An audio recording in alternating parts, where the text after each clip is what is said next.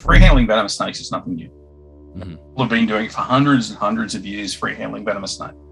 All right. And people have been doing it for views for hundreds and hundreds of years. It's not social media. Historically, it was snake charmers, and they were sitting there with a flute, and they were standing there.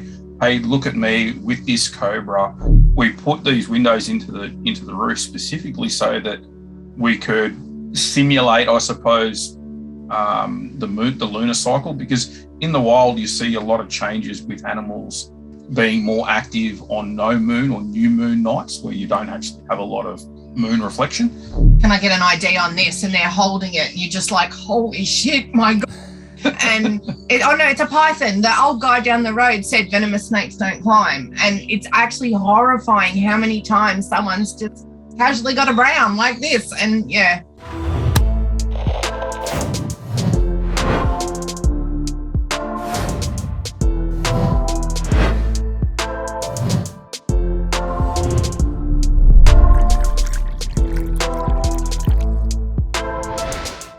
Welcome back to the Animals at Home podcast. My name is Dylan Perrin, and this is episode number 114. Joining me on the podcast today is Tie and Scott Eipper out of Queensland, Australia. Scott and Tie are a husband and wife team that established the company Nature for You back in 2005. Now, Nature for You is a wildlife demonstration company. It's a consulting company, a rescue, and a rehab company. They really do it all when it comes to reptiles in Australia. We cover a bunch of different topics in this episode, including just the collection that they have. It's a really large, substantial collection. There is a video that Dave Kaufman did, I think back in 2018. So if you just type in Eipper, Dave Kaufman, it will come up on YouTube, and you can check out what their site looks like in person, in video. And so we discuss their collection, the animals that they care for, how they care for them, and then we get into some more nuanced discussion, particularly free-handling venomous animals. We discuss the ethical keeping of monitor lizards. How should we be keeping monitor lizards? Who should be keeping monitor lizards? We discuss outdoor keeping. We also discuss using lunar cycles to stimulate natural behavior and how to use lunar cycles inside a building, which is a really interesting part of the conversation, something we've definitely not covered on the podcast before.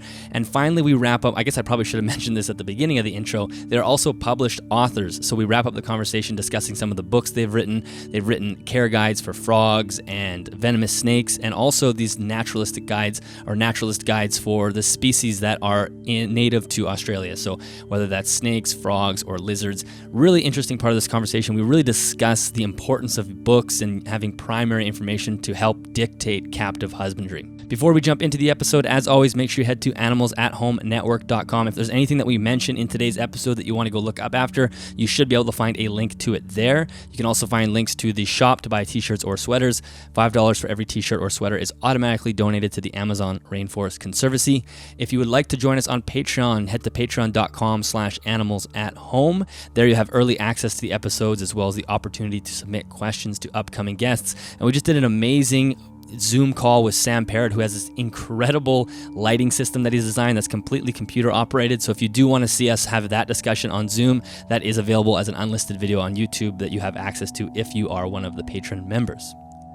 And thank you so much to CustomReptileHabitats.com for sponsoring this episode of the podcast. If you're looking for anything reptile related, make sure you head to the show notes or the YouTube description and click on the link. That is an affiliate link, so if you do make a purchase, a small commission comes back to me at no extra cost to you. And I've actually seen a few people punch in some Apple podcast reviews, and if you do that, I love that. Those always get emailed to me automatically through some sort of site that I'm signed up for. So if you do write a review on Apple, I see it right away, and I do really appreciate it. Let's jump into the episode. Enjoy. Tie and Scott, welcome to the podcast. Thank you so much for doing this. Thank you for having us. Thank you. Well, let's start with just, we have two individuals here. Both you guys are obviously keeping reptiles, and you've been involved with reptiles for a long time. So how did each of you fall into this world? Maybe we'll start with Scott, and then we'll go to Tie. Yeah, so basically, like most people growing up in Australia, there's been lots of contact with animals, particularly in my case, it was skinks and snakes. And, for me, it started when I was a very young kid. I was up on my grandparents' farm, and there was a red-bellied black snake that had apparently chased, in inverted commas, my mother. And so, anyway, that was all well and good. My grandfather actually shot it, and basically I got taken up and held over the top of this snake as a 3-year-old kid saying, you're never allowed to touch this. And just like every other kid, do not press the red button, and all you want to press is that red button.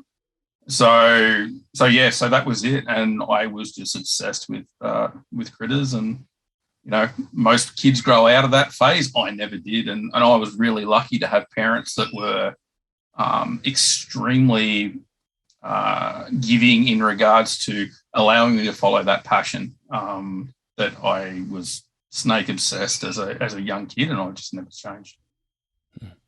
And Ty, what about yourself? Dad used to work at a furniture place when we lived up in the mountains in New South Wales, and right next to it was a horse stud. And Dad would bring home blue tongues that he was worried about getting, trampled or stood on or injured in any way, much to my mother's disgust. So at about 4, I was keeping blue tongues.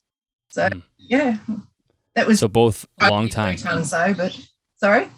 So both of you guys have been keeping for quite a long time then, since you were kids. My teenage years are probably not a topic we want to head out podcast. So that's a different podcast. Yeah, I wasn't keeping the entire time, but I got seriously back into it in my early 20s.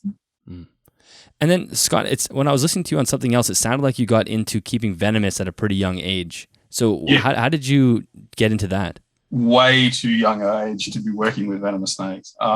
So basically I was, as you do as a young kid, you catch lizards and snakes and stuff like that. Well, where I was catching snakes, there was no harmless species.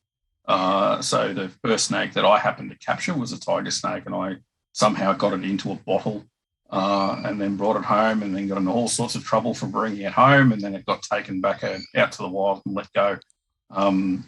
It was like a war of attrition between me and my parents. I'd bring things home. My parents would say, no, you can't have that. They'd take it back and let it release it. And then as a 10-year-old, I was taken to my first herpetological meeting. And, I think my parents had this misguided idea that the herpetological society was going to say, no, that's a bad idea to keep snakes. Don't do that. You're a kid. It's a different time back then. That wasn't what they said. Now, they didn't say keep venomous snakes. But they didn't say don't keep snakes. So, that was it. So, I got my permit to keep venomous at an extremely young age, and I've kept venomous snakes ever since. So how does that work with the permit? Because you would think that part of the permit would imply that you can't be a kid and care for and keep venomous. So how did that work? So at the time, all you needed was the signature from your parent to say that you could have that class of license. Once you had class of license, that was okay. But different states have different laws. Obviously, the laws have changed now. And actually, while that happened, as a 14-year-old, I got a letter from the department saying, hey, you're under the age of 18. You shouldn't be keeping venomous snakes unless you get a sign-off. So I ended up having to get signed off as a 14-year-old kid saying that I still had permission to keep venomous snakes. And I was one of, I think it was 3 people in Victoria at the time that had permission to keep venomous snakes as a 14-year-old kid. Wow. You couldn't do that now. You wouldn't be allowed to do that now. The only reason I was able to do that is because I already had the permit when they changed the legislation. So it was effectively like a grandfather clause. We're in our 40s. Society has changed a lot. Yeah. We don't see too many 14-year-olds doing that. Basically, if you're under the age of 18, it's a no dice for allowed to. So how did you learn how to handle venomous snakes at that age? Because it's sort of like you're learning by doing, but also you can't make mistakes. Guessing. I mean, that was before Irwin was on telly as well. So, right. Like I was copying somebody else. It was just like, stay away from the bite end and try not to get bitten. And, you try and use sticks to try and coax this thing into a bottle. And, yeah, it usually worked. But, I mean, I had my first venomous bite at the age of 14. Oh, you did get tagged? Oh, yeah. Oh, okay. Yeah. What was that? What bit you? Sorry? What species did you get bit by? That was a strap-snouted brown snake was my first bite. She didn't have a spitterenka. He has a certain tone of fuck that makes my heart run cold. When I hear I know exactly what's happened. So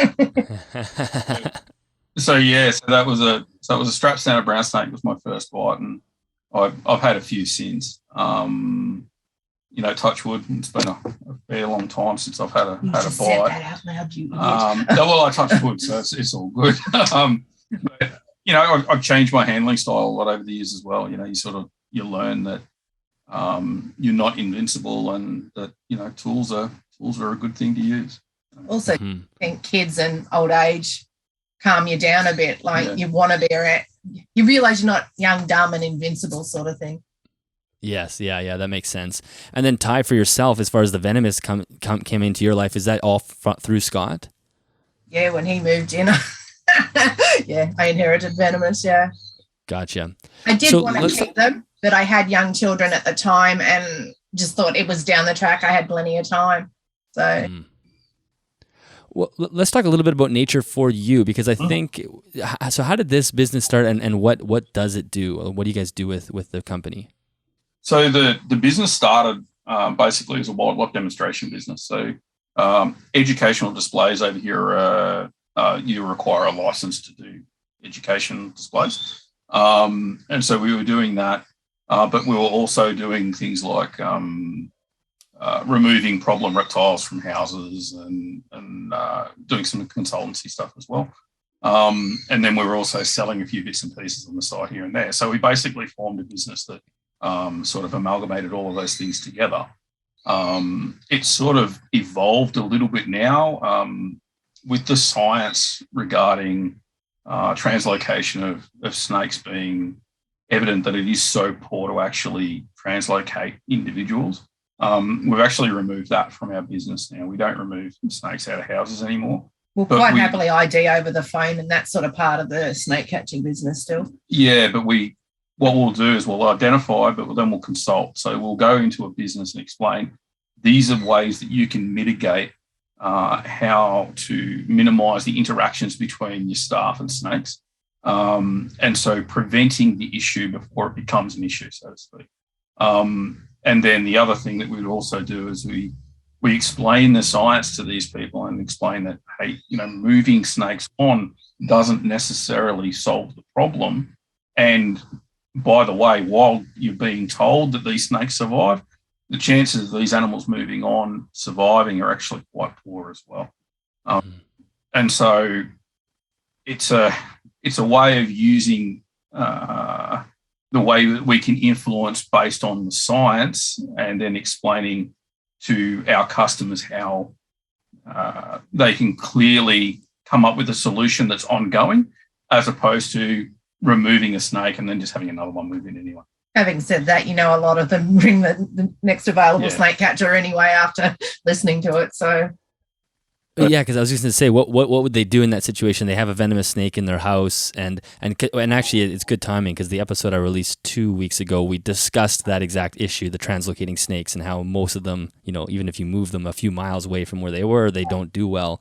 So it's totally understandable why you wouldn't do that. But then, what is somebody expected to do if they have a snake? Do you instruct them to how to get it out of the house, or? So a snake inside the house is completely different. Okay. We have colleagues that still remove snakes from houses and stuff like that. If we get a phone call like that, and it's just inside a house, we refer those people to them. If it's a snake outside of the house, then we'll do everything in our power to explain to people, hey, this is a thing. Just leave it where it is. It will move on its own accord. Most of the snakes you see, most of the snakes that come into your place are not ones that you've actually seen, or ones that have slipped in and out of your residence without you even knowing about it. Mm-hmm. So basically, shut the doors. Don't worry about it. Bring the dog inside or the cat inside, and the animal won't be a problem for you in 12 hours' time, because it'll be gone. But if they are adamant about having somebody remove it, we've got some colleagues that are really competent snake removers, who are also very science-based as well. So we know that they're going to translocate the animal as in a short a distance as possible to where that animal is, to the nearest suitable habitat. So, in that case, we'd be flicking it over to Yanni or one of those people for us.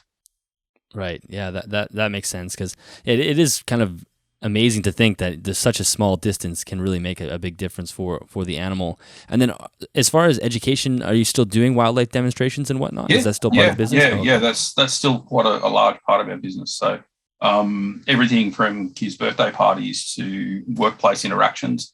So, we'll go and do snake safety seminars at industry and go in there, and we'll be talking to a whole bunch of, it could be factory workers or tradespeople or miners or anything like that, and explain, hey, this is what to do if you see a snake.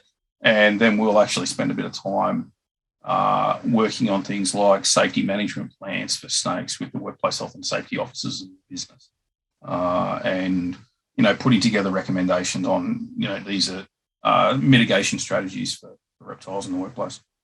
And then it seems like you have quite a large group of animals that you're keeping right now. So maybe we could just talk a little bit what you guys have as far as animals go. You don't have to list through everything, but in the facility that you have, what are some of the species that you have? Yeah, so we've got the educational animals. So about 75% of the collection is based on educational animals. So that's things that we. I think you're understating the amount of adders I have. And so that's predominantly venomous snakes and some pythons, some lizards for doing interactions and stuff like that. Obviously, people don't get to interact with the venomous snakes, but they get to see them.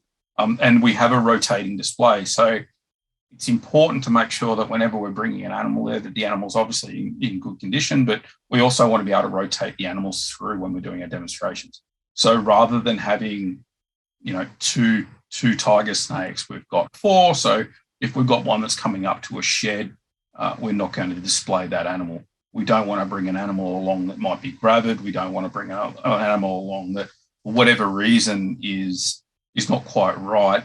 And if it's not quite right, we'd rather leave that animal in its enclosure where it's calm and it doesn't submit to the stress of an interaction, I suppose. So that's the reason for having the amount of animals that we have. And then on top of that, then we, Ty's got her permit to keep as a private individual. And so we've got animals there on that permit. Now, those animals are animals that we like. And just like, most people have got reptiles as pets, these are effectively our pets. So Ty, what do you have in your side of under your permit? What are you keeping? There's olive pythons, there's blue tongues, Parentes, lacies. Yeah, lots and lots and lots of different stuff. So yeah, sorry. Is it just the two of you? Just the two of you keep that care for everything? Yeah. Wow, that is a full-time job in itself. It certainly is. So some of the species that we keep both species of taipans, so inland taipans and coastal taipans. We keep quite a few of the tiger snakes and then various subspecies, brown snakes, dugites. Quite a few adders. Quite a few death adders of various different species of brown snake, different species of black snake, freshwater crocodiles, turtles, frogs, Parentes, lace monitors, sand monitors, olive pythons, diamond pythons, western carpet pythons, imbricata, shinglebacks, blue tongues, and the list sort of goes on. You know what you have, and it's not until someone actually says, so what do you have, where you're like, oh shit, brain freeze. There's that start. That's how you know you have a lot. Yeah. Is that facility is that facility at your home, or is that somewhere else? Oh, it's at your home. Okay. That's at our home. So. Got built it. Okay. Gotcha. So, we've got our enclosures are mixed. So we've got some pit-style enclosures, which are outside, which are effectively converted outdoor aviaries that we've modified to be suitable for ranids or pythons that we keep outside, or skinks. Actually, everything was goanna built, really. Yeah. It was the intention. When someone's offered you something, or you see something you didn't think you were going to come across or whatnot, we just thought if we goanna-proof everything, we're covered. if we do happen to find a goanna that we've been looking for or whatnot, we're covered. There's no way it can get out. So everything got goanna proofed and then built from there. And so we've got that, and then we've also got some enclosures that we have outside that are empty for rehabilitation animals. So we're also a specialist carer, wildlife carer. So we're caring for venomous snakes and things like that get injured. Snake catchers bring them to us, or the public bring them to us, and then we'll look after them, rehabilitate them, obviously with consulting vets, and then we'll, if they can, they'll go back out to the wild. If they can't, then we'll hand them back over to the Department of Environment and Science, and they'll rehome them into a suitable way. So the whole idea of that is so that, we've done that to sort of give back a little bit to the wildlife community out there. There's a lot of people that do wildlife rehabilitation, but not everybody has the skill set to be able to do venomous snake rehabilitation, which is slightly different. You're putting your hands on animals and things like that, which, 30 odd years of experience working with venomous snakes, it's a good skill set to have and be able to use that as well. Well, let's talk a little bit about keeping the venomous snakes, because one of the things that I think is absolutely mandatory when you do have, especially such a large collection like you guys have, is having protocols in place, just like systems in place when it comes to keeping. It's not like keeping boas where you don't really have to think about it. So what are some protocols and systems that you guys use to make sure you're safe? So, the 3-door rule is probably one of the most important things when it comes to venomous snake management. So the 3-door rule is that each animal, every venomous snake that we look after is behind 3 doors in its normal state. At a minimum, though, it's behind 2 doors. Okay, so what that means is when you open the door to the facility, now that snake is behind 2 doors, being the room to the room into the venomous room, that door, and then the door onto the enclosure. So when you always have, by having 3 doors, you always have 2 doors closed, which essentially means that even if something goes wrong, that snake is still behind 2 doors. Okay. Window panels too in the isolation room door and the hurt room door, and I love it. They could have been put a bit shorter, just saying. But yeah, I love it. Like when you're upgrading enclosures too, when you've got something that's grown a bit too big for this enclosure, so you're putting it in another one, it's always good to be able to see the room, to make sure that nothing has, wedged the glass out or the acrylic out or anything like that. I really love those panels on the doors. So essentially the way we've set the room up is so that you've got an entryway into the facility. That entryway is the area that we all have within our reptile keeping area that has all of our dry goods. So our freezers in there, water bowls, hides, light globes, all of the things that you need as a reptile keeper that clutter everything up, that all sits in this dry dock area, I suppose. And then we've got one door that enters into our quarantine, and then we've got another door that enters into the main room. All of these doors are locked, obviously. The light switches on the outside of the door. We have emergency lighting, so if the power goes off, we have lights that come automatically on in the room. Last thing you want to be doing is have a blackout while you're handling a venomous snake. We have a blackout, all the lights come on, and these emergency lights come on, which gives you enough ambient light to be able to still safely maintain what you're doing. If the light goes off at night, if the power goes off at night, it screws up our animals' photo periods, but screwing up their photo periods or my safety or Tie's safety when we're working with an animal, your safety's got to be paramount. So that's basically what happens. We do have skylights though, which do most nights provide decent, I wouldn't say decent, but certainly some level of light into the room. There's 4 of them. Yeah. So the room itself has emergency protocols in it as well. They happen to be sitting next to the door. There's another set of protocols which is sitting outside as well, so that in the event of an emergency situation, then we can take those protocols with us to the hospital. Really important to have that already written out, how you're going to do these things before having to do it in a panic, I suppose, is probably a really good strategy. We have a set way of walking into the room as well. Everything has its place. So when you walk into the room, the first thing you're doing is you're doing a scan around the room.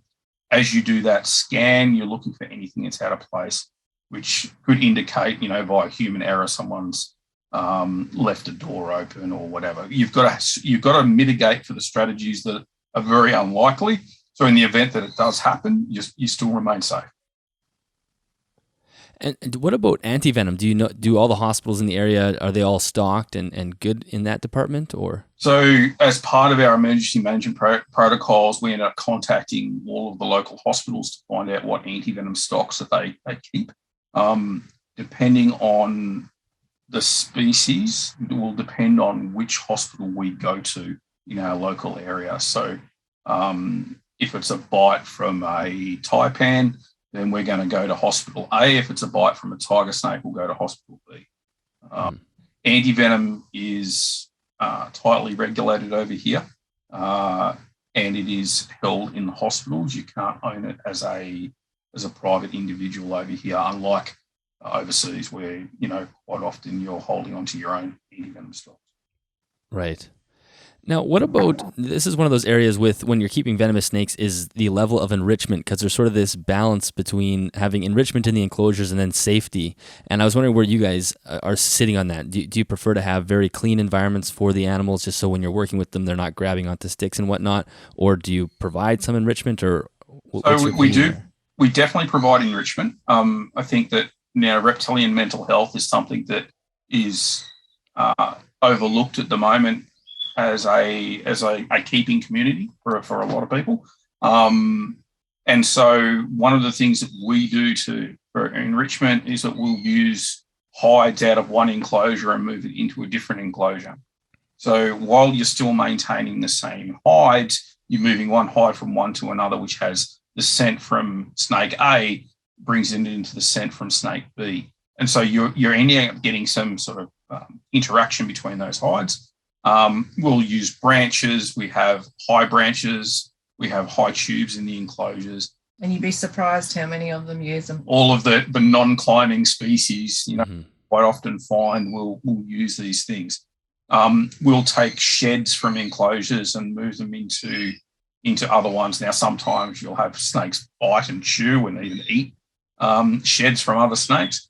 But it's, at the end of the day, it's something that's different. And so by having those different things, we're providing enrichment to those animals. We also make sure that, when we're feeding, we don't always feed in the same way. We will drag a mouse through an enclosure, obviously a frozen thawed mouse, through an enclosure and create a scent trail within that enclosure. And the whole idea of that is so that the snake is actually finding that scent trail and actually follows through it and eats that. We'll use different prey items. We'll use large prey items, small prey items. We'll put them in unusual locations that might be a little bit difficult for the snake to get out. So they sort of have to work at getting that mouse out from underneath the water bowl or something like that. Now, usually they figure out how to do it pretty quickly, but at the same time, it does give the snake something to do, as opposed to just sort of sitting there and eating its mouse or its rat. I got into bioactive enclosures 6 months ago or something. Yeah. So I'm walking around going, what can we put? Where can we put? Because the enclosures are built into the wall, there's not that much room, I guess, for more enclosures. Yeah. And he won't let me use the middle where all the tubs are and the hatchie rack is. So yeah, we've got some bioactive enclosures that we're starting on at the moment. I suppose there's a few that have been done for a while, but I want more. The thing is, though, is they're not truly bioactive yet anyway. They're really classed as naturalistic enclosures until that terrestrial filter, I suppose, actually builds up and that bioactivity layer actually starts to work. So they're beautiful enclosures at the moment that have plants in them and sort of cleanup crews and lighting and all the rest of it. But until that actually starts to cycle across, whether they'll be truly bioactive or whether they'll be naturalistic, I'd say they're probably going to be naturalistic, because to have a bioactive enclosure for a snake is really quite difficult, because at the end of the day, it's not going to process that fecal matter in a small area. So, you're better off terming that as being naturalistic, and you're still removing any waste when you see it. You're still removing the sheds and stuff like that. And I think that's one of the big problems that we see with people using the term bioactive versus naturalistic. They use the term bioactive, but the enclosure that they're actually producing is actually naturalistic. Mm-hmm. Yeah, I completely agree. That's actually how I have all my snakes as well. It's more naturalistic. I never would leave the waste in there because it would just, like you said, you would need a massive enclosure and probably have to be outside so you actually have the earth to absorb it just because it would be too much. But I always say, like, if anyone had an excuse not to add any enrichment, it would be people keeping venomous snakes because you can kind of understand just the safety aspect. But it's always nice to find people who are keeping venomous, who are adding enrichment, and it's sort of makes the half of the community that isn't providing enrichment at all for, python species, for example, doesn't look that good, So it's not to say that you can't provide enrichment. It means that you need to think about how you provide that enrichment. So you're not compromising on the safety of you as the handler, and you are still providing mental stimulation for the animals that you keep. Because at the end of the day, we're the guardians for these animals. We should be looking at ourselves as guardians for these beings. We're not, while we may own them, but we are also responsible for them, and that means we are also responsible for their mental well-being as well. I don't want to anthropomorphize the reptiles themselves. I don't believe that they have the same sorts of feelings that you and I do. But at the same time, I also don't want to suggest that they don't have that they are completely robotic in their methodology either. There is obviously something going on up there. They do problem solve, they do have strategies, and they do learn. And I'd go a little bit further than that. Like certain animals we use in demos, they come back to us. Scott's olive goes to him if he's there with me. Or if he's not there, comes to me. Doesn't matter how often, you go back to put this across another person's shoulders again, straight off. Mine will be the same. So the animals have a comfortability. Yeah. They understand that, and I suppose a level of trust with their owners. And how they react when someone new walks into your animals. That person isn't posing any threat, but they all still sort of like, hang on. Mm-hmm. With you, and you quite often see it in other people's collections with things like lizards. Certain species of lizard are quite timid, and they get used to seeing a certain person who's providing the food, and that they won't run away from that person. Now, a classic example of that is our lizards that we keep out in the pits outside, because they are out and being exposed to completely natural light. They also are exposed to birds of prey and things like that. So they have really reverted, I suppose, to behaving quite similarly to wild individuals. And so because Tie is usually the one that goes around and feeds those lizards, when she goes up to those enclosures, the lizards don't run away. They don't see Tie. They like Tie more than me. Whereas if I walk up to those enclosures, here's this big two-legged predator that's walked up to them, and they run off into their hides. So there is certainly recognition for animals. They do recognise their keepers, and it's not necessarily. It could be food motivated, or it could be a fear motivation, or whatever. So. Yeah, there's absolutely learning that goes on, and memory, and I mean, you can see it with snakes too. You feed them once in one location, and then they're going to head there for the next 5 days, waiting in that same place because they remember that's where they ate last. But so let's talk about a topic that we were discussing before we hit the record button, and staying in the venomous world, and that's free handling venomous snakes. And this is one of the areas that is becoming more popular over the last, I shouldn't say becoming more popular, but becoming more prominent on social media and YouTube. And I think people have realized that behavior yields a lot of views on YouTube and Instagram, and we're seeing some channels that are blowing up because of this. And I just wanted to know what your guys' opinion on that are. So, I suppose the first thing to start off with that is that free handling venomous snakes is nothing new. Mm-hmm. People have been doing it for hundreds and hundreds of years, free handling venomous snake. All right. And people have been doing it for views for hundreds and hundreds of years. Now, where do I go with that? Well, it's not social media. Historically, it was snake charmers, and they were sitting there with a flute, and they were standing there.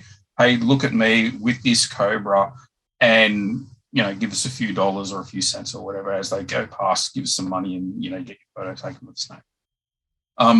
YouTube has provided a different form of monetization for this, and so effectively you've started to see, and a more accessible one as well. Yeah, you've started to see this this group of people that are now free handling effectively for $1. All right, because at the end of the day, they're doing it for Facebook likes, they're doing it for money, and so that they are a group of people that keep venomous snakes, but I don't see them as part of the venomous community.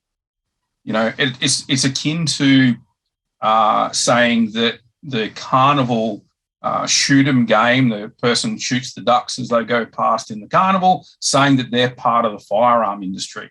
At the end of the day, they're just a spectacle that people walk past and they might have a look at, but they're not really part of the venomous community.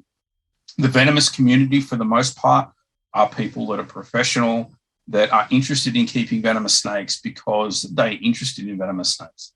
And they care about the community. They know that backlash happens. It happens to everybody, not just that one person that's doing the deed, so to speak. So while, we don't have a feeling on people free handling venomous snakes, people can do whatever they like in the privacy of their own home. Doing it as a spectacle leaves the whole community open to people that don't understand the interaction with venomous snakes. And the reality of it is that we have lawmakers that see things, and when the lawmakers see things that they perceive as being unsafe, they have a knee-jerk reaction to legislate against that. Now, one of the ways they do that is by banning, okay, because it's the easiest way for them forward. It's the easiest way for them to legislate is to ban, because if you make it so nobody can do it, then if somebody's found doing it, then you can punish them. And that's the easiest way for them to do it forward. They also do have the general public to think of.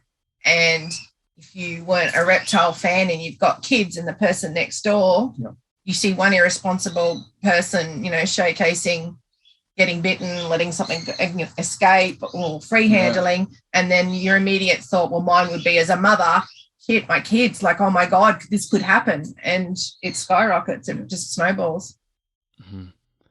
Well, and I think that our firearm analogy is so good, because if you aren't part of the firearm community, it's a very mysterious thing. You don't know why anyone would want guns, and it's creepy and dangerous.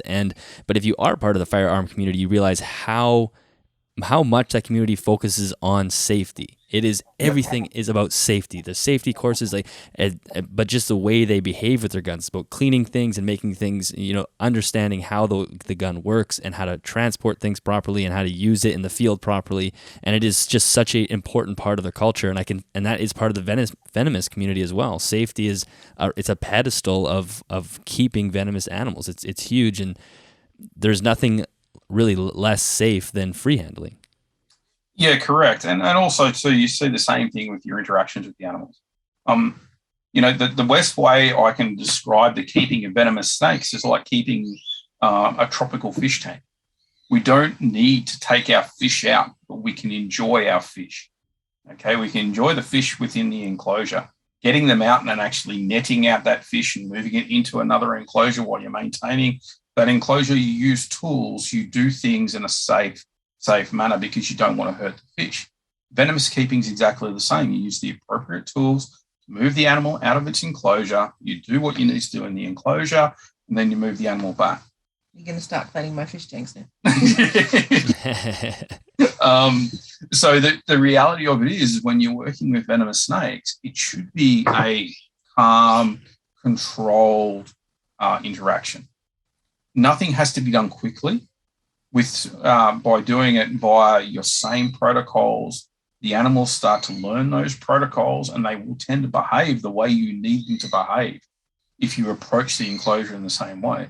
You see people using things like tap training for for housing pythons and things like that. So they tap on an enclosure gently before they open the door. So the snake has got this response that, okay, I'm not going to be fed because there's a noise that's gone on first. Whereas if they just open the door and the snake gets fed. So you can do the same thing with venomous snakes, where the snake is only expecting to feed in a certain climate, so to speak, as opposed to when you're working with the animal. So if you're working with an animal, you're going to remove from the enclosure, you go through that same routine. For species that are really nervous or really problematic, you can use things like shift boxes as well. Now, shift boxes are a double-edged sword in that they are very safe to maintain a particular individual. However, people also become reliant on using shift boxes. And if that happens, when they do need to handle that animal outside of that shift box, they may not have the necessary experience or that muscle memory to be able to deal with that animal in a safe manner when you can't use a shift box. So that's something that should be taken into account. I'd love to see the use of shift boxes with more nervous species of colubrid, python, and other animals outside of the venomous, because it's a fantastic way, low-stress way of interacting with some species of animals. Because at the end of the day, you'll put a cover over the top of your hide, remove that hide from the enclosure. The snake isn't being picked up. It's not being manipulated. And it basically doesn't realise what's going on. You put it into a holding enclosure. You do what you need to do inside the enclosure, put it back, remove the lid. The snake's never been handled or anything like that, but the enclosure's still been cleaned.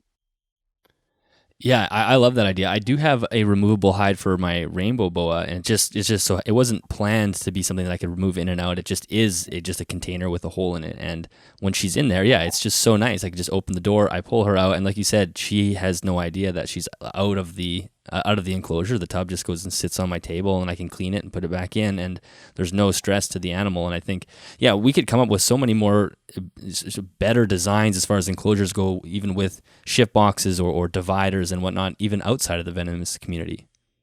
Yeah, definitely. And we use, for our pits outside, we've actually got feeding doors that we use for our monitors.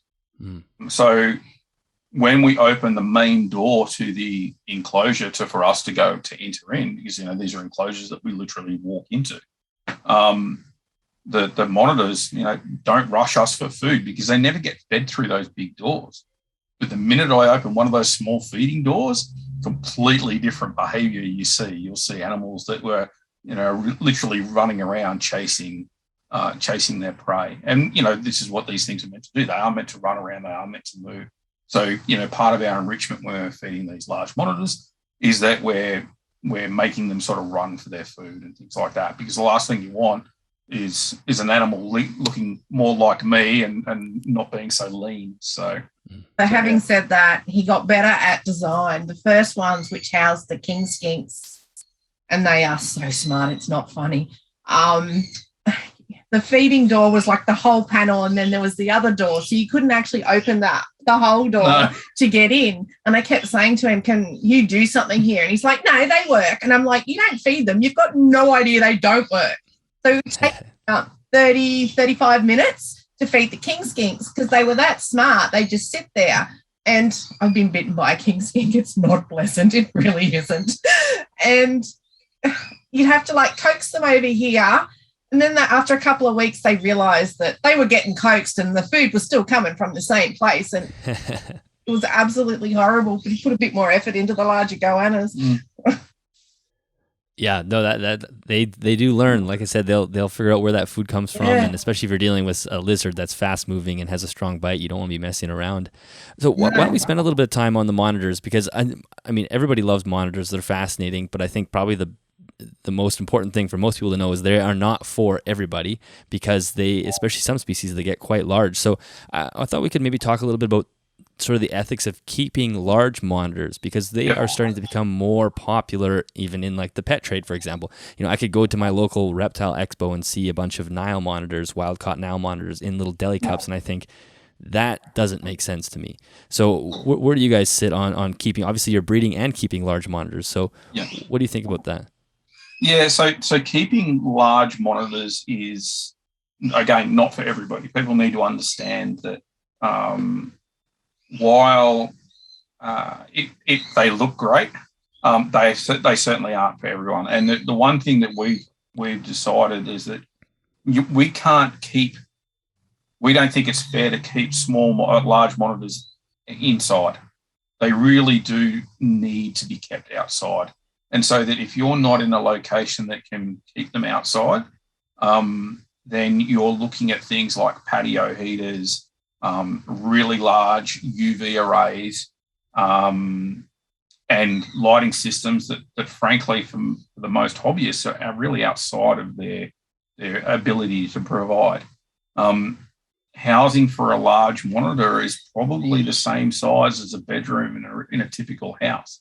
You're looking at 3 meters by 3 meters as an absolute minimum enclosure size. And that animal will use all of that. If you can give it 6 meters by 3 meters or 10 meters by 3 meters, that animal will use every centimeter of that enclosure. A large parenti can move 7-8 kilometers during a day while it's out hunting, right? Lace monitors, again, they'll go up and down trees, 40 meters high. They will walk for kilometers a day. When you look at some of the range, the radio telemetry studies that people have done on large monitors, it's quite incredible to see how far these animals actually move. And so having an animal in a box that is too small for it is basically, in some ways, a form of animal cruelty. And while an Aki or a Glaups monitor, a Kimberley Rock monitor or any of those smaller species do well in smaller enclosures inside a house, the bigger that you make that enclosure for that lizard, you'll find that the lizard will use that whole enclosure, and then doing things like rock walls and things like that on the enclosure provides more space within that area that animal can actually use. So while we've got large enclosures outside for our large goannas, we also have big tree branches and elevated basking platforms and things like that for those lizards to be able to stand up, climb, use all those muscles, can properly bask, and also too they've got to be able to get away from the heat as well as get the heat. And so you've got to have strategies in place that keep that animal cool when it needs to be cool and warm when it needs to be warm. And putting all of that together is quite a difficult thing. I think too, where a lot of people, I guess, struggle with that concept is they know that things revert back when you put them in outdoor enclosures. And if you've got a large goanna, you work 8, 9, 10 hours a day, you don't have the time to put the work into the goanna once it's gone from inside to outside, and it doesn't take long for them to revert back to natural instinct sort of thing. Yeah. And I think that might be off-putting for a lot of people as well. You do see that a bit, particularly with over here it's lace monitors, where people have had this animal and they've got to about 4 feet long, to 120 centimeters long. And they were pretty quiet up to that point because they get it out and they'd handle it all the time. But then they get tail whipped or they get a bite or something like that, and they decide, this isn't necessarily for me anymore. And they put the animal outside, and the animal then goes, well, I don't like being picked up. And that animal then starts to behave in a different manner. Our middle parenti is an absolute arse. He's horrible. One of our parentis is we called it fingers. Yeah, fingers. It's quite problematic to deal with. He's Scott's problem. But at the same time, I mean, he's problematic because he behaves like a wild lizard. He doesn't want to deal with me. He doesn't want to play with me. He doesn't want to interact with me. He sees me as a source of food and frustration. So the other two are lovely. They really are. The other one's pretty good. So, So it does make it difficult to, I mean, like I said, they're amazing species to keep and work with, but it really ought to be a very small fraction of the community, because especially, like you said, if they're reverting outside back to more wild tendencies, you need to have the space, and then you need to, it's almost treating it like a zoo animal where you're interacting it to feed, and maybe you're using some target training or something, but it's certainly not a pet. No, I suppose this is where I was saying before is, we see ourselves as being custodians of these animals, and we're looking after them. But at the end of the day, the animals are still the animals, and they are their own individual, I suppose.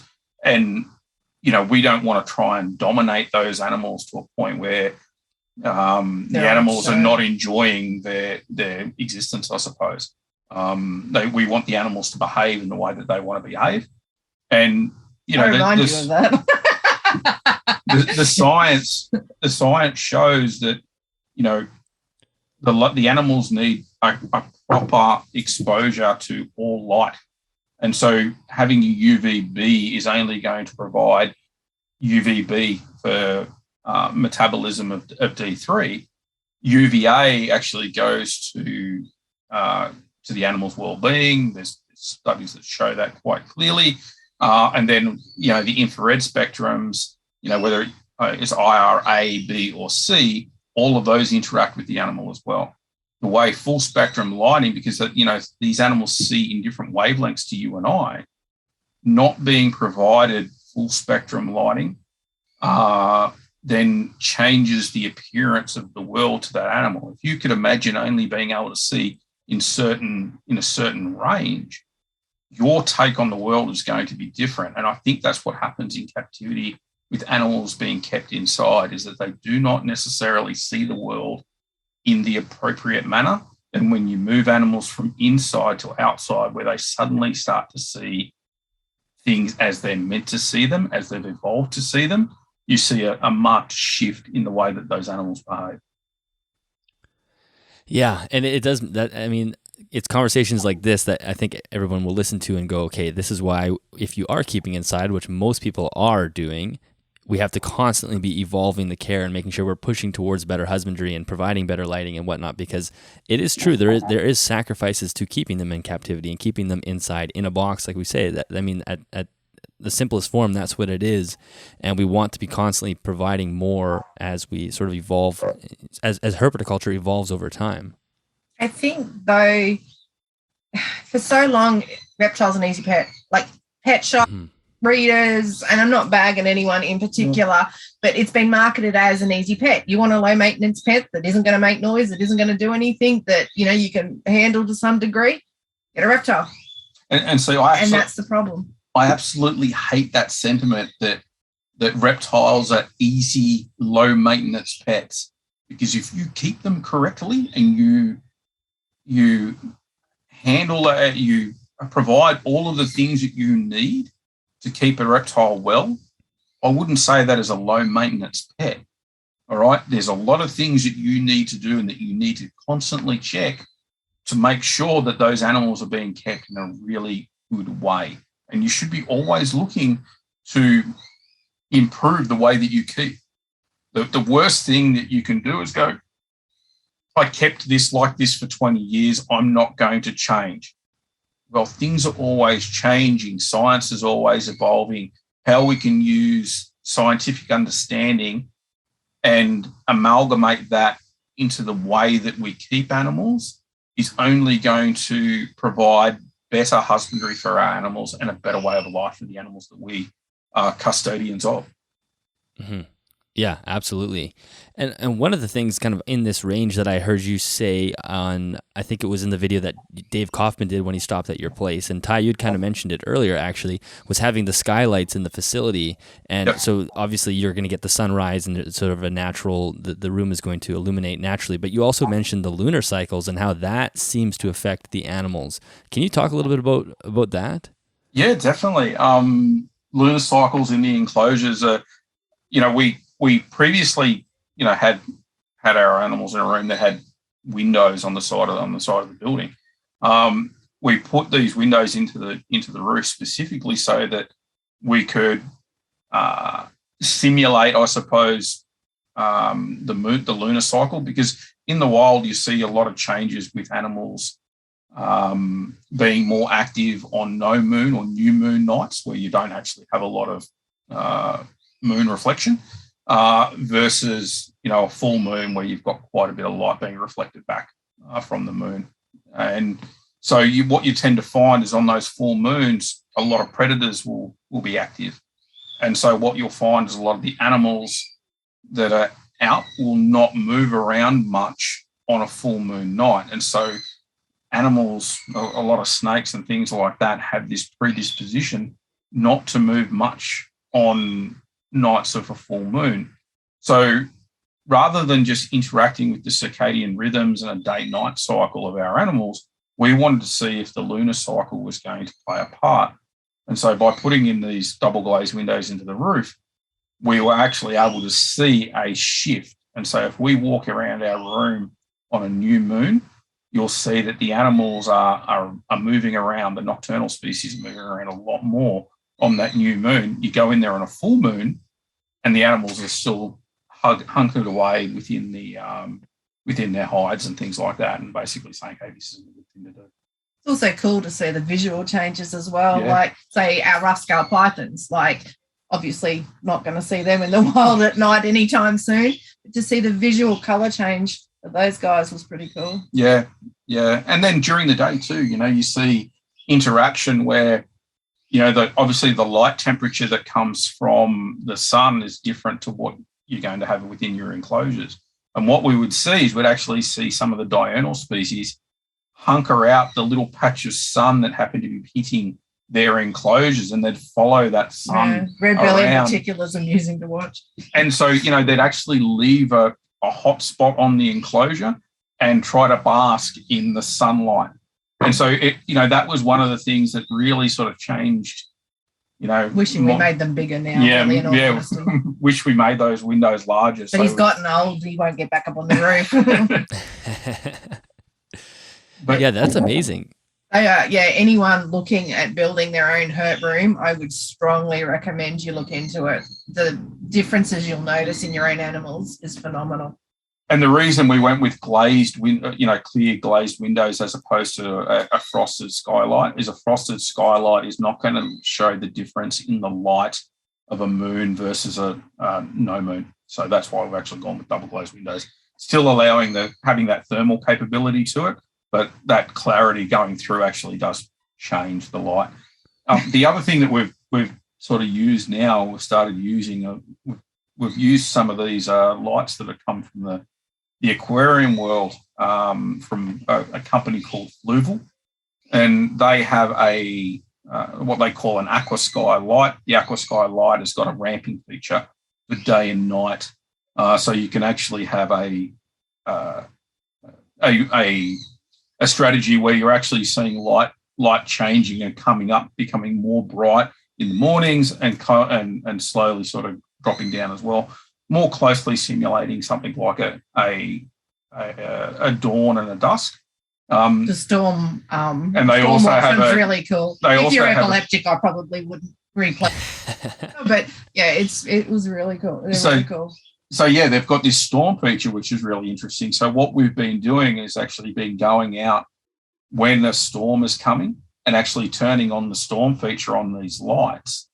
And so we're actually seeing an excitement. So you've got this air pressure low that comes through before a storm. You've got this storm front and you've got this air pressure low that comes through.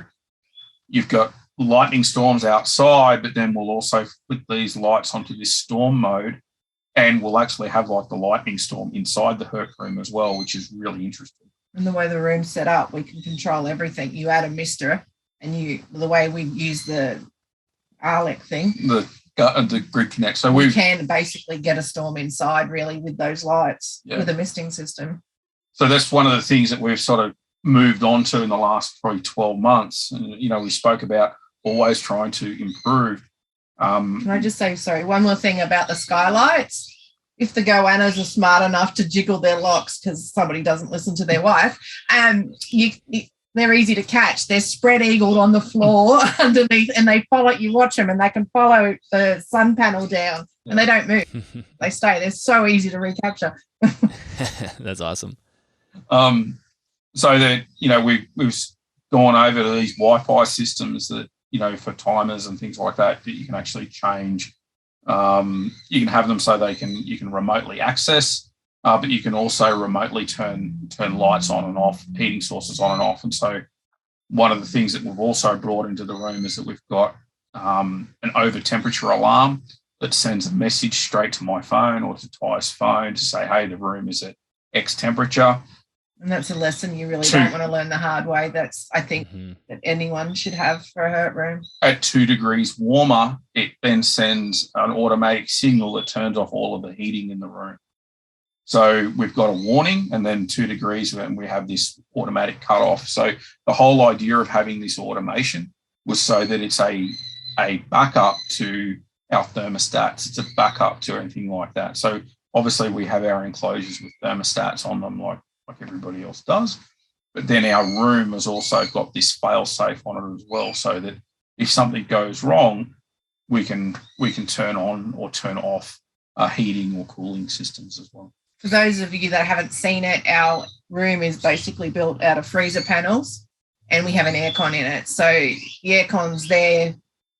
It keeps pretty constant no matter what season. Yeah. So the aircon's there as an added extra, and it does go on. Believe me, it goes on. But the temperature's a lot more constant than when the animals were in the house. Yeah.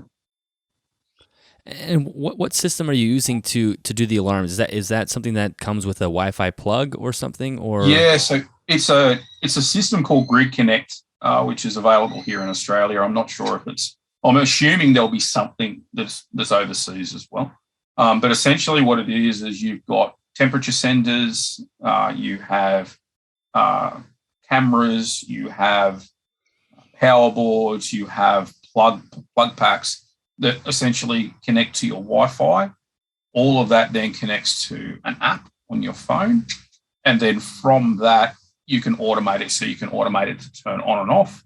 You can automate it to do you can program it. So if it reaches X's to X temperature, it sends you a message. If it reaches X temperature, it turns something on or it turns something off. And so through programming, it's quite handy. And so the beauty of that is that, once let's say that, we all have timers and things like that on our systems, but then you invariably unplug the wrong thing and then suddenly your timers are out. You don't have to reset these timers. These timers are automatic. So as soon as you plug them back into power, it rejigs and goes, oh yeah, this is the time, and it automatically resets that setup. Wish we'd had this available years and years ago. It is awesome. It's amazing. Yeah. It's nice to slowly move away from the classic outlet timer that you're constantly having to reprogram, or like daylight savings comes around. You got it just happened to me. We had daylight savings a couple of weeks ago. I'm not sure do you have that in Australia where the clocks go back and forth? Not in Queensland. Oh, yeah, not in Queensland. We do have it's it in only most some of places. Australia, just not happen to be in our state. Yeah, so you should. It's actually good to not have it. I think it's kind of a pain. But anyway, one of the annoying things is going around to every enclosure and resetting all the things. And yeah, it would be so much simpler if it was all connected under one application. Yeah, no, it's really, really helpful. It's a really simple system to use. It's very user friendly. And to the point we have it decked out throughout the house as well now. Yeah. So it is really good. It's a really good system. And I'm sure there'd be something. I mean, you can actually sort of automate it to a point where it will talk to your Google Home system and things like that as well. So quite a bit of automation going on with it. Well, let's talk a little bit about the books that you guys have written, because you have a series of books. And so why don't we just start with, maybe you could just quickly outline what the books are and then why you wrote them. So the first books I wrote 2 books on husbandry. So I did one on venomous snake husbandry and the other one on amphibian husbandry. And they were part of a series that was authored with Dr. Danny Brown and Adam Elliott. Adam wrote a book on turtles and pythons, and Danny wrote the lizard keeping series. And basically it was a series on keeping Australian reptiles and amphibians. A few years later, I had the opportunity to write a book on initially write initially write a book on dangerous creatures of Australia, which was a bit of a photographic guide of the dangerous creatures of Australia. The same publisher turned around and said, hey, we really like a Frogs of Australia book. So we ended up doing that. And then from that, then we did a guide to the snakes of Australia. And then our most recent one is the lizards of Australia. And they've been back to back. Like, we haven't had a life. I love you, John, but we haven't had a life in 5 years, 6 years. It's pretty busy. So the last three are more of like a naturalist guide to the species that are in Australia, the lizards, the snakes, the last four, and the frogs. Or the last four. Yeah. And so what process do you two go through to actually write them? There's a lot of arguments. Stay away from each other. Actually, no, we're pretty good until it comes down to proofing, and then proofing. It's each one we get worse. So I'm thinking divorce may be like 4 or 5 books down the track, maybe. I hope. No, so the way the book thing works is basically like everything. You set out with an outline. Once you have your outline, you standardise what you're going to say. And then you go through, you write the book, you review it, you send it off for peer review, obtain the images, and then you hand it to the publisher, and then they lay it all out for you, and job's done. That's the book done. And how much information do you have for each species? So if I'm sure you're breaking down, I don't know how many species are in a book, but it must be sort of a paragraph or two of each thing, or? Yeah, so essentially you've got in the Naturalist Guide series, which is the latest series, we've got a paragraph or two about the description of the animal, another paragraph about where it lives, and then a paragraph about the ecology of the animal as well. So, what environment it lives in, its activity period, what it eats, and its reproductive strategy and the litter size or clutch size. And so the frog book and the snake book cover every single Australian species and subspecies that were described at the time, and had photos of every single one of those animals as well. The lizard book, because of page constraints, we chose 280 of Australia's lizards, which happened to be either the most commonly kept in captivity, I think that was a bit harder though, because with the snakes and the frogs, you just knew what you had to do. Like, it was everything. Whereas the lizards, it was like, well, what do we exclude? And trying to get that balance that appeals to not just the herpetoculturists and the herpetologists and zoologists out there, but also the kids that are growing up. And the whole idea of these books is that they've got a price point that's quite low, that is designed for your local farmer or your local person as this is what's in my area type. For $25 here, like if you've got property, I think any of that range is a good investment, especially if you're worried or you want to get into something, say birding or something like that. Like, they're a really good price to just have on the bookshelf and see what's around your area. Well, and there's something about just having a book. Everyone knows the internet's a great resource. There's all sorts of information on there, but I love buying books like that. I have several naturalist guides of countries of, Indonesia and whatnot, just because it's fun to flip through the pictures and you get to read a little bit. But also if you're keeping animals at home, it's nice to have a book that has the naturalist or the natural history information, because the internet is full of so much bad information and it's so hard to tell what's what. And if you're looking at a naturalist guide, you can tell, like, hey, this is a picture of it in its natural habitat. This is where it is. And you can pull out those little pointers to help your care. Most definitely. And the other thing that's, I suppose, the big difference between a book, for the most part, and a lot of the stuff you see on social media is that peer review stage. So while you can see some fantastic information and really good quality information on social media, for the most part, it's not really peer review. Mm-hmm. Okay? The internet is a lot better for porn than actual knowledge. True. Whereas information that's published in a book usually goes through, the author that writes it, then submits it across to peer review. Peer review then comes back. The author then changes and incorporates the comments from the peer reviewers. Then that tends to go to the publisher. The publisher then has its own editor. They'll go through, they'll edit things, change things. They send it back to the author again for approval. And then in some cases, then the publisher also has their own peer reviewer that then comes in that's completely separate to the author, much like a scientific journal, where you've got peer reviewers that are effectively unknown to the author at the time, and they will go through and validate the information and say, yeah, no, I agree with that. And so for the most part, the information that you get coming out of books is probably a little bit higher quality than what you are going to see on a social media post. That's not to say, though, that you certainly got some really great information that comes out of social media. And, that's largely because you've got people that peer review or write or things like that also happen to be active on social media, and they provide information as well. So, yeah, and it's so true. Yeah, the barrier to entry, or the barrier to get information into a book is a lot steeper than just, typing a Facebook status. So it does make a lot of sense that the information in the book is going to be better vetted. And then, so let's say the lizard book, for example, you have 280 species. Clearly, you did not have the information in your head for each of those species. So what do you guys do to go find the information to make sure that it's accurate? Are you using journals, or that's where all those books come into play? Makes sense now.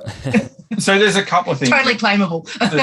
Yeah. A couple of things there. So the information in the case of the lizard book, of that 280 species, I think I'd seen about 250 of those species in the wild. So wow, it's not, it's not. He needs another hobby. He is so hard to buy for at Christmas time. So, I'm passionate about wildlife photography and getting out into the bush and actually seeing a lot of these animals. And so, what I love to do is get out and actually see these animals in the wild. And so from that, then I'm able to sort of, I can literally go, well, this is where I've found these animals. This is how I've seen them interacting in the environment. And that information comes through in the book. So it's not necessarily parroted from another book that's just, that's already been published.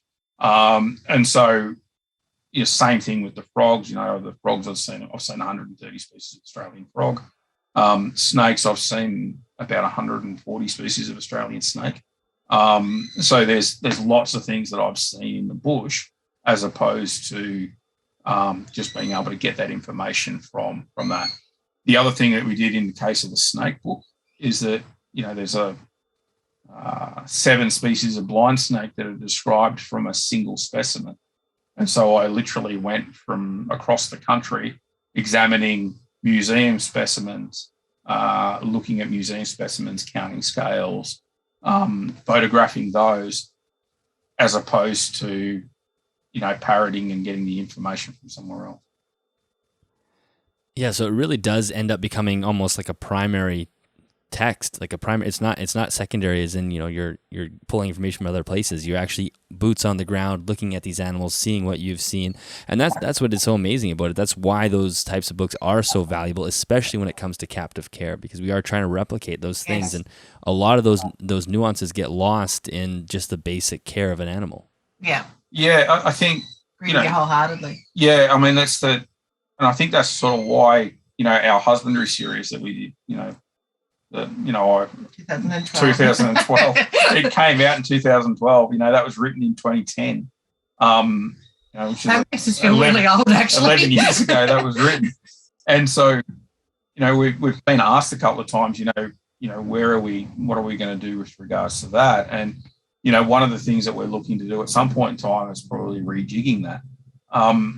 But there's so much more that needs to go into a book from 10 years ago. None of us keep reptiles the way we did 10 years ago.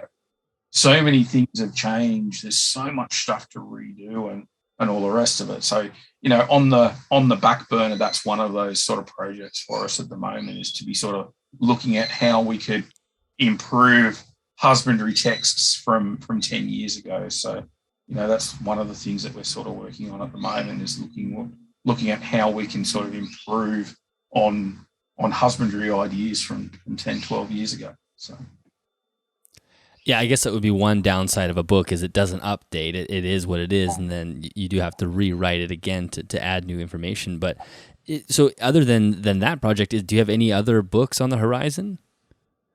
Oh, there's always one or two things on the. We've also got, we write papers and things like that as well. So I've got a paper that's just been accepted, along with a couple of co-authors. I've got a couple of other papers in the works as well in various states of disrepute that I've got to try and finish at some point in time. So there's always something else to do, and I suppose that's the beauty of this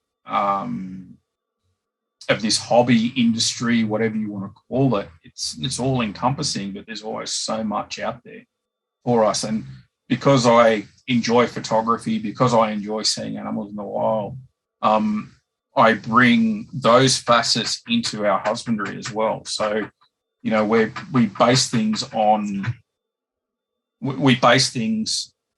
in regards to our husbandry based on what we've seen in the wild. And so we love to visit locations of where we've got animals that we keep. So, we can then change the habitat or change the way we keep our animals based on what's actually in the wild.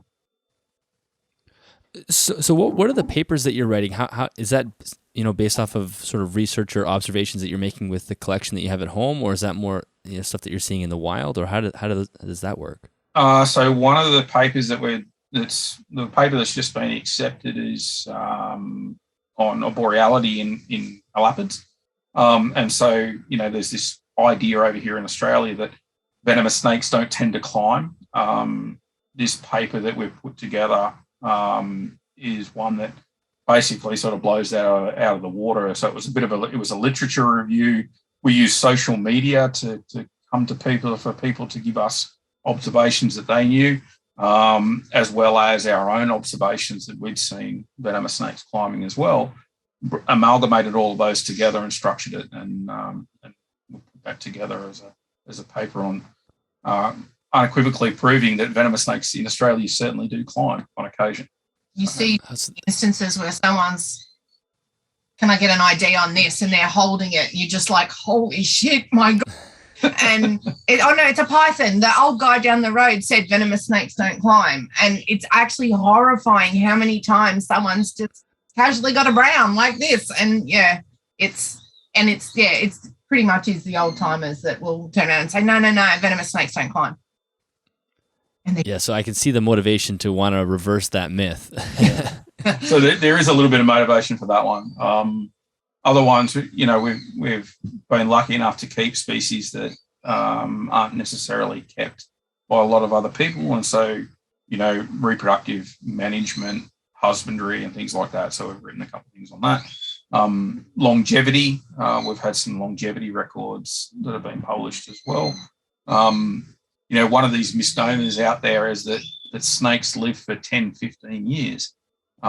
Not that we tend to find. We tend to find that they tend to live, if they're kept properly, tend to live into at least their 20s, if not 30s. And, this idea that snakes live a relatively short, live for 10 years, just doesn't seem to hold up. Quite often what seems to happen in captivity is animals are grown very quickly. They're probably fed too much.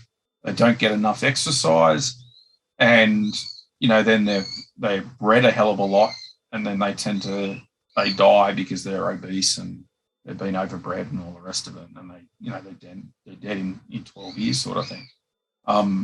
We find that, we want our animals to go through a hibernation period. So we drop the temperatures down for all of them, regardless of whether they're adults or juveniles. We bring them all down in regards to their temperature.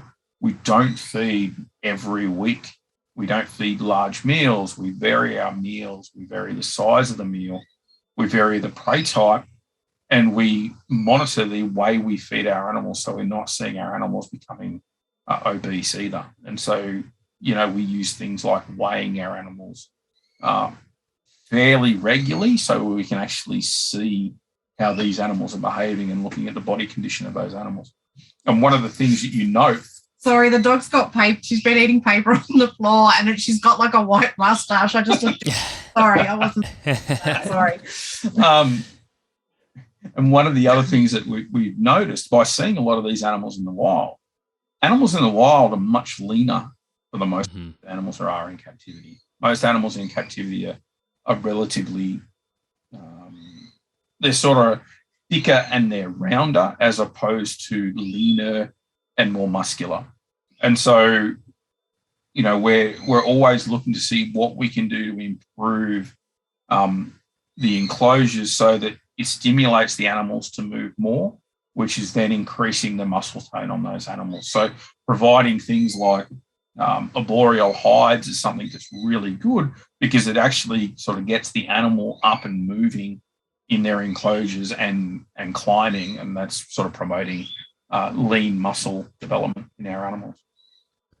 Well, I know that's, you know, an experience that lots of people have when they see a species that's commonly kept in the hobby. When they see it in the wild for the first time, quite often the reaction is, wow, it's so small, because we grow our snakes so quickly in captivity that you can have a 2-year-old snake that's almost at its, you know, adult size, when really in reality it could maybe take 8 or 9 years. Who knows how long in the wild, how many failed feeding opportunities it had, how much calories it's had to burn just on a daily basis just to live.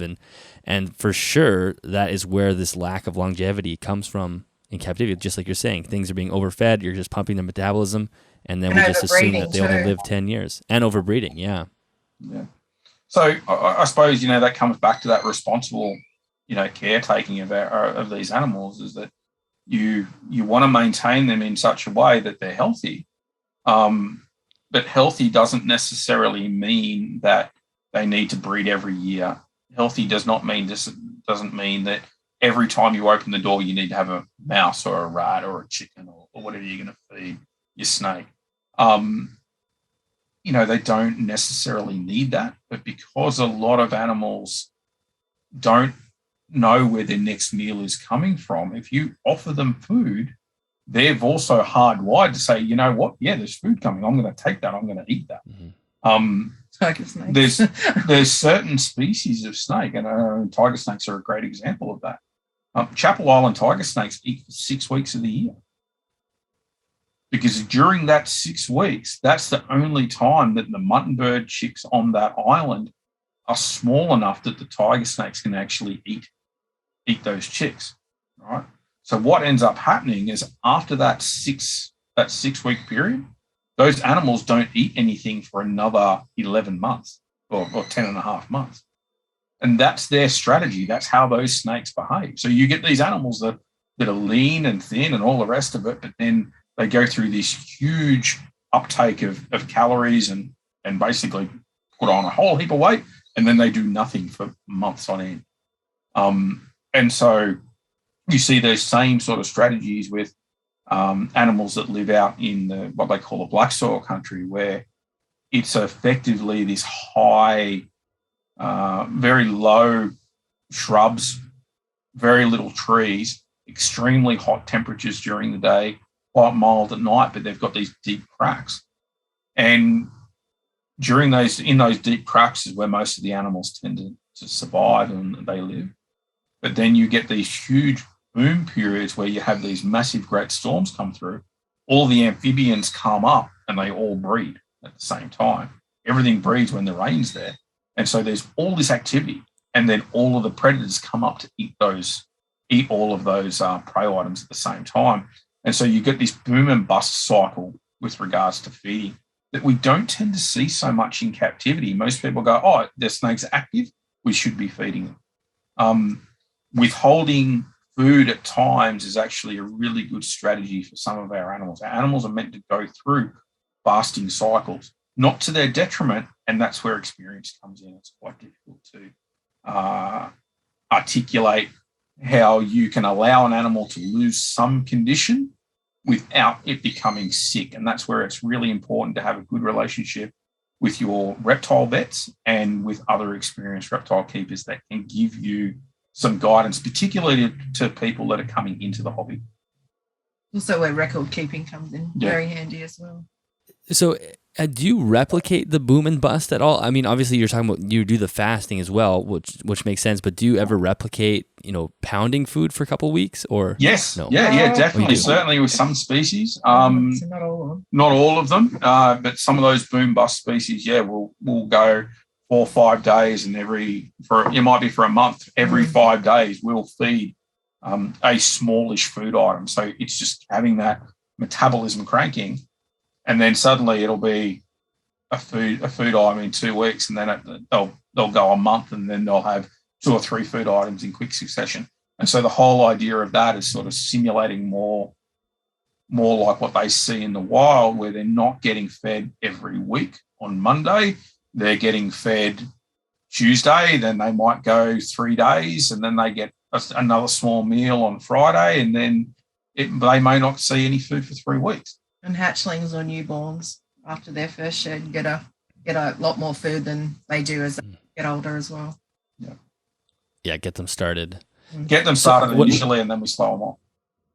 So as far as breeding goes, what are you guys breeding right now? I'm sure you're not breeding everything you have. Do you have sort of focus projects that you're working on, or how does the breeding? How do you choose what species to work with? So we have a set plan within our business. So the way our business is set up, we have species management plans, and so where we have certain species that we've decided that we need more of because we've only got X amount. There'll be the species that we tend to look to breed. You can never have enough adders or tiger snake. You decide that. That's not necessarily my opinion. Right? So we've got a few things that we wanted to pair this year because, we want to mitigate bringing new animals into our facility wherever possible, because bringing new animals in from an outside source means that we've got to go through quarantine and things like that. So rather than bringing new animals in, we'll tend to breed from what we've got to try and maintain our species that way. But, for instance, this year we've bred spotted black snakes, butler snakes, mulga snakes, inland taipans, and a couple of other bits and pieces that are all sort of cooking away in the incubator. There's a tiger snake in the incubator. She's in the incubator. Did you move her? We've got a tiger snake that is likely gravid at the moment. And the male is, he's stunning. I really want her to breed because I want to see how they pop out and if they retain it, because not many reach his age or size at the goldy red colour he is. They usually turn black. So I'm keen to hold back quite a few there. Just saying, Scott, this is how I'll break it to you. Yeah. And so, from the animals that we do keep and breed, so we'll take things like weight from them, we'll take measurements and get some information for those. So we've got that as records. And then, we may end up... And photos. Lots of photos. And then we'll end up sort of putting that information out, whether it be in a paper or a note or a magazine article or something like that, and share that with the wider community, because it's one thing to gain all of this information. It's another thing to actually effectively disseminate it. And so, things like podcasts and YouTube videos, as well as written word, is really important on the sharing of knowledge. And the sharing of knowledge the same way either. Some people prefer to watch, some people prefer to read, some people prefer to listen. So, and the sharing of knowledge isn't restricted to our successes. We also need to sort of share our failures and things like that where something goes wrong as well. Because if someone else can learn from one of our mistakes, then... Well, they could just listen to their wife first up. Just like... if someone can learn from our mistakes, then that's a good thing as well. So if you have, let's say you have a clutch of neonate inland taipans, what do you do? You're going to keep some, I assume, but then do you sell some of those as well? And how do you make those sales? So to be honest, most of the time we breed, because we don't breed annually to start off with. We prefer to give the female a year off at least. And when we do breed, usually it's one of our mates starting off saying, I want this. Can you put this? And then we... So we had an inland taipan that we'd had for 27 years past. Wow. So that was a pretty old female that we'd had. So we were down to 2 individuals. And so obviously having that strategy so that we can mitigate when we're doing demonstrations, we want to make sure that, if an animal isn't quite right, we don't want to bring that animal out. So we usually have more than that. So we want to have on hand at least 6 individuals of a species so that when we're doing our demonstrations, we can select an appropriate animal. So we got a clutch of 11 eggs. Of that clutch, we're obviously going to retain some of the ones that we want to keep for ourselves, but then there's other animals that are surplus to us. We've spoken to a couple of other individuals who are already willing to take those on, so they'll end up going over to those other people. So before we look to breed or anything like that, we have a strategy in place that makes sure that we're not going to go over what we want to produce.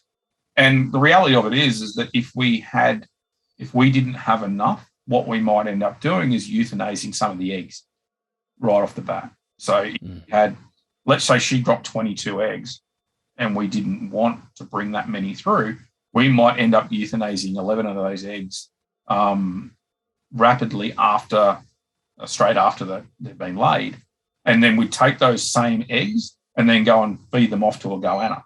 And the whole idea of that... We use him because I hate it. The whole I know idea why, of but that I hate it. Is that it provides a form of enrichment to those monitors, but it also means that we're not bringing through animals that we don't need. And if we don't need them and they're not part of that, there's no point in bringing them through. When we do pass on animals to other venomous keepers, we've carefully vetted those keepers beforehand to make sure that they're suitable to house that species. That not only have they got the suitable housing for it, but then they also have the suitable experience to be able to house those animals correctly as well. Well, and it's a really good point, and that's another lesson that I think herpetoculture, reptile keeping can learn from as well, is not overproducing things. And even if we're not outside of the venomous world too, people just sometimes breed because they want to breed, but they don't think about where the animals are going to go after. They don't have sales lined up before and make sure things are going to the right homes. It's just, it's exciting to breed, and I get that. It's fun, and it's a really unique part of the hobby. But then you have, 20 babies to deal with, and now those 20 babies exist in a world where they may not be able to get to a good home. So a lot of times feeding off the eggs is probably the more ethical thing to do. Yeah, well, I mean, at that point in time, from an ethical point of view, the animals haven't, they don't have a pain strategy or anything like that. So before they are actually an animal, so to speak, that we're moving them on beforehand, as opposed to, okay, we've hatched these out. Now what are we going to do? I drink. Exactly. People tire kick. Well, sorry, say that again. I missed that. I drink a lot when people tire kick. He'll come home I'm drunk and he's like, oh, have people been wanting animals? And I'm like, don't talk to me. It's that as well. Yeah. Well, what I really like is just the amount of, like you were saying earlier, Scott, just disseminating the information, and both you guys are working on writing and documenting information, and that is such a huge part of how we can progress the hobby forward. And anybody can do that, right? You don't have to be in an academic setting. You don't have to be in a university, in a lab to be writing information and sharing it with the community. Anybody can do this, and you guys are a great example of that. So the non-academic bit, or just working from home in a private setting and actually producing content for people to read.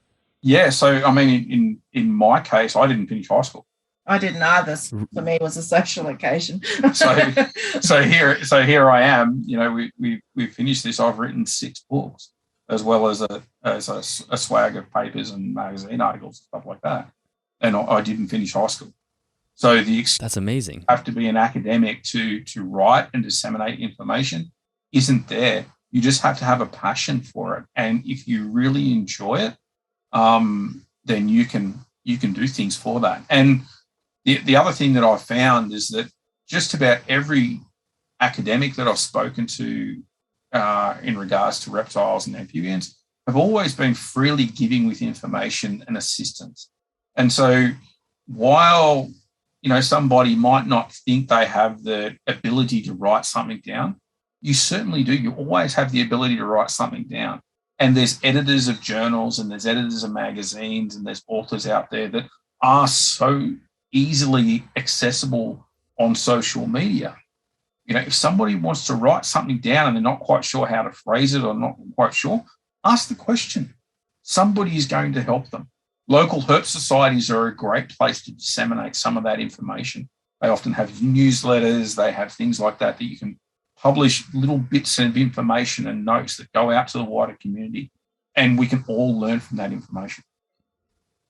Yeah, I think that is such an important point to make, that people can do at-home science. They can do their own documentation and sharing that with the community, and it does not have to be left to the people that are in the labs in the universities. So I think that's a really great place to wrap up. As we've already been talking for over an hour and a half. It's kind of flown by here. Is there anything that we didn't talk underwater? yeah, you were not wrong. No. Is there anything we didn't do that we didn't cover today that you guys wanted to mention before we officially wrap up? No.